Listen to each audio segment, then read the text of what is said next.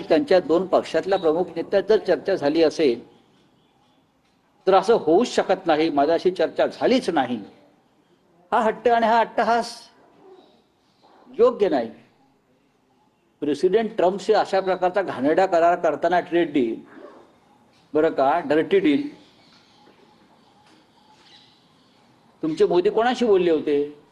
देश विकायला काढला तेव्हा व देश विकला जातोय तेव्हा नाही ना. हा त्यांचा वेगळा अंतर्गत विषय आहे. तर कुटुंबाच्या विषयाला म्हणून तुम्ही म्हणजे अनेक ठिकाणी सुनेत्रा पवारांच्या शपथविधीत घाई झाली असा एक सूर उमटत होता. तर त्यावर काल प्रफुल्ल पटेलांनी असं म्हटलंय की पवार कुटुंबात 3 दिवस शोक पाळण्याची परंपरा आहे. पटेलांना काय पवार कुटुंबाचं मुखिया केलंय का? प्रफुल्ल पटेल यांना बघा, कुटुंबातला शोक म्हणजे विधींपुरता असतो. म्हणजे कोणते विधी करतात मला काय पडायचं नाही, पण साधारण हिंदू संस्कृतीमध्ये 13 दिवसाचा शोक असतो. आपण 13 दिवसाचे साधारण शोक पाळतो. अर्थात शरद पवार ज्या विचारसरणीतून आलेले आहेत, आम्ही सगळेच, त्याच्यामध्ये या कर्मकांडाला महत्त्व नाही. हे जरी खरं असलं तरी सुद्धा प्रफुल्ल पटेल जे सांगता आहे ती त्यांची बाजू सांगतायत. पण महाराष्ट्राच्या लोकभावना ज्या होत्या त्या प्रसिद्ध झाल्या आहेत किंवा लोकांपर्यंत आलेल्या आहेत आणि ह्याच्यावरती आता फार चर्चा न केलेली बरी. तुमच्यावरती नाव न घेता त्यांनी बऱ्यापैकी चिडचिड केली. आमच्या पक्षाचा अध्यक्ष कोण ठरवायचा, हे कोण ठरवणार, ठाकरे वाकरे ठरवणार. बघा की ठाकरे बाकरे भाकरे वगैरे जे का बोलतायत, पण महाराष्ट्राला पटेल असंच करा एवढंच मी सांग. महाराष्ट्राला आणि मराठी माणसाला जे पटेल तेच करा. अजित पवारांचा पक्ष हा पवारांचा पक्ष होता, पटेलांचा पक्ष नव्हता. तर त्यांनी चिडचिड करू नये.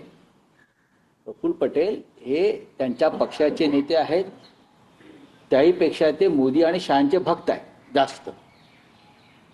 त्यांनी त्यांचं ते कार्य करत राहावं. पण अजित पवारांच्या पक्षाविषयी निर्णय घेण्याचा पूर्ण अधिकार त्यांच्या पक्षाच्या लोकांनाच आहे. आणि पुढे म्हणतो त्यांनी तर क्लिअर केलं, मी राष्ट्रीय अध्यक्ष होणार नाही, मी या प्रोसेसच्या बाहेर असेल. ते असं त्यांचं विधान हे महत्त्वाचं. ते म्हणतायत की अध्यक्षाचा निर्णय हा कुटुंबच घेईल, पण ते राष्ट्रवादी काँग्रेस पक्ष हे कुटुंब. पण त्यांचं म्हणणं बरोबर आहे. मी कुठे चुकीचं म्हणतोय? त्यांच्या पक्षाची कार्यकारिणी, त्यांच्या पक्षाचे प्रमुख नेते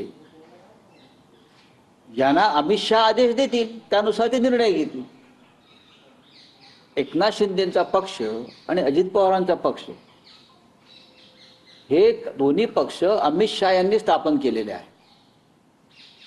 त्यांची जी एक प्रायव्हेट लिमिटेड कंपनी आहे, इलेक्शन कमिशन ऑफ इंडिया, कंसात BJP, बरं का, ही त्यांची प्रायव्हेट लिमिटेड कंपनी आहे. त्या कंपनीचे हे सगळे शेअर होल्डर आहेत. राष्ट्रवादी काँग्रेस पक्ष अजित पवार आणि शिवसेना एकनाथ शिंदे हे त्याचे शेअर होल्डर आहेत. त्याच्यामुळे त्यांचे निर्णय जे घेणार आहेत ते election commission private limited BJP in the bracket आणि अमित शहा हे दोनच लोक त्यांचा निर्णय घेतील.